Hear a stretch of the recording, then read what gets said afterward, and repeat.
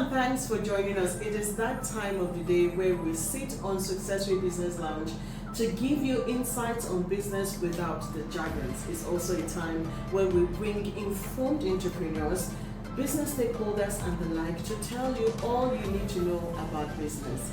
Thanks for joining us. I am Chana Ejoga. Today on the program I have a very important personnel, and she's none other than Miss Iquo Okon, who was a retired director from the Bureau of Public Service Reforms and is now the CEO of Mercibeaucoup Flowers and Gifts, and also the CEO of Mercibeaucoup Home Kitchen.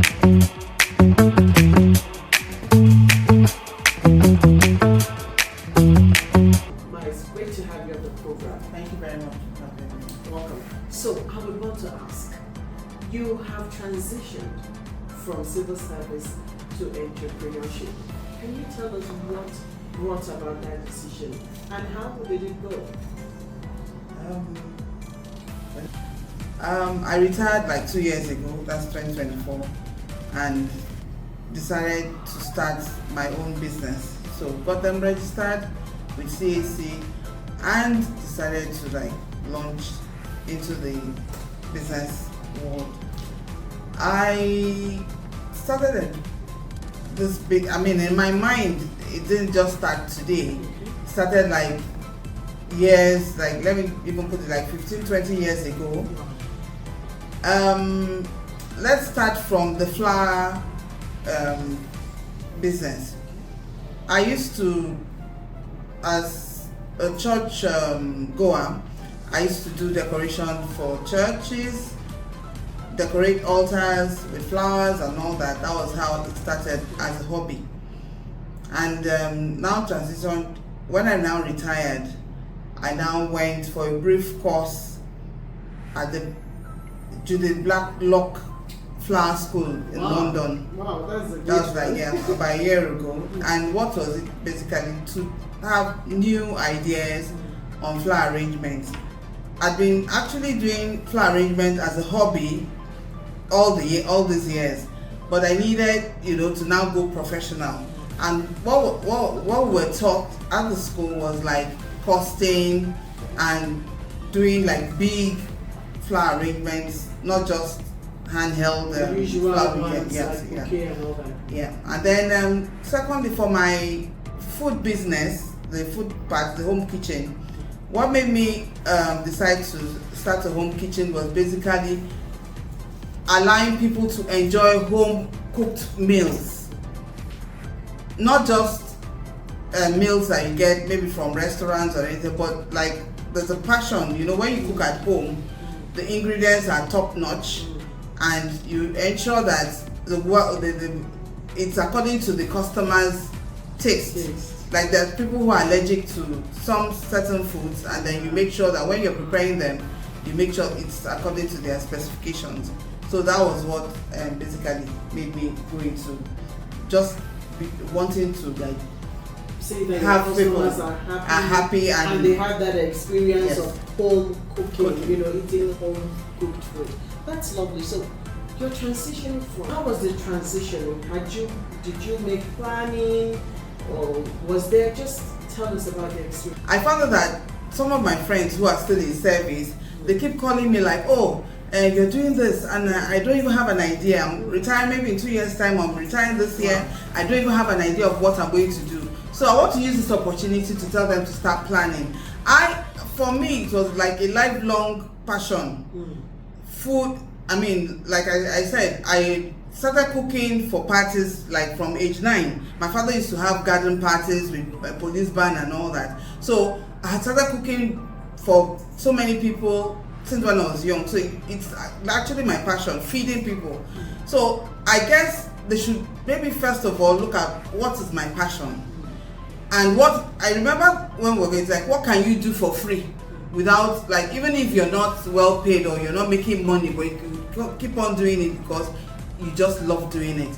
So I guess those are the things. And I have some friends who are maybe into gardening, they sell plants and all that. So they should look out for what is their passion before they even retire. Because it's bad for you to come out of the government job and then you just don't know what to do. So for me, I needed to like come out, and the basic challenge I have is finance, because it was not actually easy. You know how it is to go for a course abroad, that's a lot of money. And then you now come back. I really wanted to start like a flower shop, and it is capital intensive. So for that, it's still in the pipeline for me, but I do like for weddings, for like now it's Valentine's Day coming up. Yeah, you have bouquet of flowers with some gift items attached to them to give to people. So, but my main passion is the food section of my business, where I do bulk food. You could order egusi soup and whatever soups, Nigerian soups that we have, and I also do continental. But I want to let people know that for me, I'm not a basic caterer per se. I learned how to cook from experience, number one. Number two, cookbooks from the internet too. But at times you don't really know how to cook some, like, to be sincere, there's some soups I cooked recently. I'd never cooked them before. But thank God I have this big Nigerian cookbook. And all I needed to find out was, okay, what do I put together? And it came out really nice. So I guess they should start learning. If some of them would need to learn whatever trade they want to go into, it's very important. And then I have children who are into like packaging of businesses, and so they helped me with my design of my logo and all that, and then my packaging of my food items. So there's need for you to like step up. Like now, plastics are not really allowed in food business, so you should look at ways of evolving in your business. So those are the things that have really helped me to come out. My friends were like, oh, Mercibeaucoup, really? You know, and then when they see the package, it was like, oh, you really made business. Yeah. That is the spirit, that there's need for you to like step up, even no matter, even if it's a small business, for you to. And then staffing, I've had some staff that have worked with me for over 2 years, and they've been consistent. Treat your staff well, pay them their dues, and I guess they would stay. And I normally would take, if I have a big an event of like maybe over 200 people, I also hire staff from outside to help, because then the staff I have won't be enough. So, but basically, I think once you have, it's a passion for me. So I can be in the kitchen 24/7. That's me. You really, let me say, you love cooking, like it's like your life. Yes. It's good to hear that. Now, when you started, what were the challenges? I know you mentioned issue of funding and staffing, but what other challenge did you face? Or let me say, what mistakes did you make at that early stage, and how were you able to surmount it? Like most times, when you get orders, why food business is good is that you get paid in advance. Okay. So you don't really have to use much of your money to start. But there are things you might need, like equipment and things that you might need. But I have, over the years, actually, that has been my investment. But there were times, like I'm talking about like 10 years ago, if I had money, I would like use like maybe let's say 500,000 and buy plates. Yes, I could buy. You mentioned it earlier that you just started buying things in bulk. And you know, like chafing dishes. Even before I retired, I had so many chafing dishes, and that is what I usually do. So I guess even now that they're still working, people are still working, they could also start investing into whatever area of business they want to do. Buy your equipment, buy your accessories and all that. It really helps, so that it makes the burden light. When you now retire, you just sit into the business. That is what has really helped me. So for me, especially the cooking business, I really don't have much of a challenge. Yes. I mean, if it's deep freezers, I have big deep freezers and all you that. have so what it takes yes, that has yes, stabilized yes, your business. So you didn't really have any Not at like all. any mistakes. So it was like in hindsight you were able to see, Yes. and then you began, even though you started within a few years. That's good. So Nigeria is a very beautiful country. You know what I mean? Yes. And we know running a business in Nigeria is very, very challenging. How were you able to deal with those issues like rising costs, provisions, fuel, electricity, power? How were you able to deal with those things? I think recently the major challenge I've had is with power. You know, for an average household where you're on band A, last month alone, I think they spent about 300,000 naira on NEPA. I started thinking, should I leave my freezer on maybe for 6 hours? But I can't, because if your freezer is full and you have perishable things, you need to keep the things cool. And then when the light is on there, you have to use your alternative power. For me, when you give a client your quotation of like, this is how much, and if the client does not like come back to you, revert on time, by the time the client comes, the prices of things will have gone up, and you can't go back to the client and say, oh no, that oh, I'm sorry, I used to buy this for this price, and now I've gone back to the market, is this. So you have to absorb those expenses, the extra costs. So but if you do a good costing and projection, you can actually carry some of the weight. And then when people order a lot, you can actually save, you can make more money from it than when the crowd is small. Yes. So like if you have 50 people, the price is different from when you have like 100 or 200 people who you're serving. So ours is basically top notch, catering, home food. So in the business, especially food business, that is where the challenge really comes. But I just thank God that I don't have maybe the way I treat them. That's how I feel. That I treat them not just like staff, but like family. So that way, they know that if you steal, it comes with consequences. So I don't allow them, and you keep an eye on keep an inventory, keep an eye on your things. And like now, if let's say you want to cook, you bring out the portion you want to use and all that, and then keep an eye on them, watch what they're doing, and like I said, integrity and honesty would take you very far.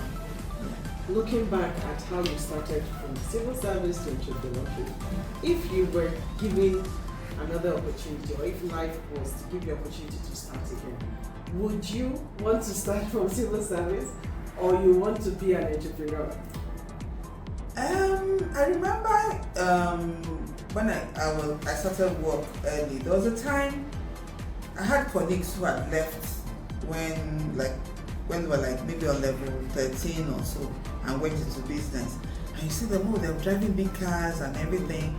But my work in the civil service was more of a passion to serve the nation. So, because if you do not have that passion, you can't stay. You get restless, and your work ethics, like I find it strange when you go to offices and people are just strolling in at 11 o'clock, at 12 o'clock. I was like, what? We never had that. And you stay, especially when you have work, even at times, even after past 4, we're working.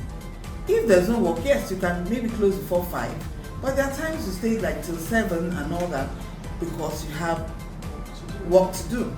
So I think the most important thing, those in the civil service, is to be focused. You have a passion to serve, because if you do not, you get discouraged. For me, I loved working in the civil service. Well, in the flip side of like money wise, like coming out, one transaction could be my 2 months salary or 3 months salary.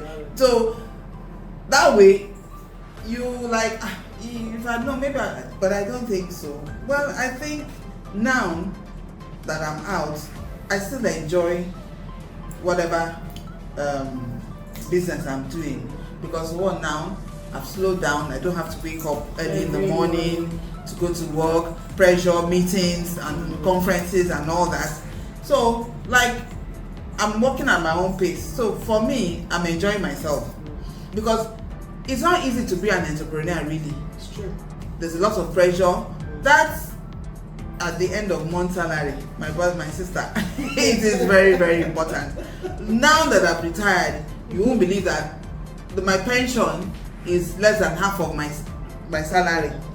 So you need to adjust yourself to those realities. So I guess 50-50. Lastly, we have a lot of entrepreneurs or young people out there who have different passions, who have different drives. What would be your advice to them? How they can pursue their dreams and see that they follow and then leave a legacy? I think young people should think outside the box, which a lot of them are. They should follow their passion. For some, like I remember my second son won on the 30 CEO of the year. Wow. Yeah, he's into multimedia. And how did he start? Even when he was in the university, he was like working part-time in like studios, and then he used to tell me, "Mommy, I have to trek and to get a taxi, maybe down the road and everything," something he wasn't used to. But that training has helped him now in his business, and he now has people he's employing. He has like about 10 people under his employment. So I guess there's nothing wrong in you doing IT in any company if you just feel that, oh, I like volunteering. Exactly. If there's a business that you think like, there's nothing wrong in you doing like hairdressing or even sewing. Just go learn and be patient. Yes. Because there is no easy money. There is no easy money anywhere. So I guess, and then I noticed that a lot of young people, like the business I'm doing, what I'm planning to do is to have trained young people, maybe in churches, women, retired, even pensioners, that you could, with your hands, do some, yes, do flower arrangements and all that. And like I do pastry too, chin and all that. So, and I sell. So look for whatever passion you have. Like I just called a friend's daughter who is in the UK, and I called her. I found out that before she left Nigeria, she used to bake. So I called her and said, why don't you dust that passion now that you've finished your masters? Because there's a girl too I trained in pastry. I got a pastry chef that trained her. She opened the website and she's doing well in her pastry business. So I told her, I said, she too was in the UK. Why don't you do that? Establish your business, register it and start. Young, especially women, need to get a skill. It's very important, because when we were in secondary school, we were taught, apart from teaching us how to play piano and all that, we had, home economics and all that. Food and nutrition. And I noticed that a lot of young people rather eat out than cook. It's not healthy. It's better you know what it's in your plate. So that's my advice. Even for young men, look for a mentor. And like I told my children, they're mentoring some young people. Like one of the staff is in one of the private universities. When he's on holiday, he comes to work and he's doing so well. And then he can be flexing in school. So I guess those are the things that even though when we were in the university, we really didn't think that we could do something. Yes. But you won't believe it, I was doing something on the side. My mom used to sell clothes. So I use my pocket money, I'll buy clothes I take to school to sell. So when you see me flexing in school, that was it. Done your underground work. So there is need for them to look for where their passion lies, and I'm happy that some are doing makeup and all that, and hair, skincare. So please, let them get a skill. It will take you very far. Wow. Thank you. I want you to say thank you for giving us your time. Thank you very much for your experience and also give your advice to people. Very much for having me. So you've heard it all. You have to learn a skill. You have to be resilient. You have to be patient. And then you have to keep going, because that is how you can go to the top. This is the much we can take today on Successful Business Lounge. Till I come your way again, I am Chana Ejoga.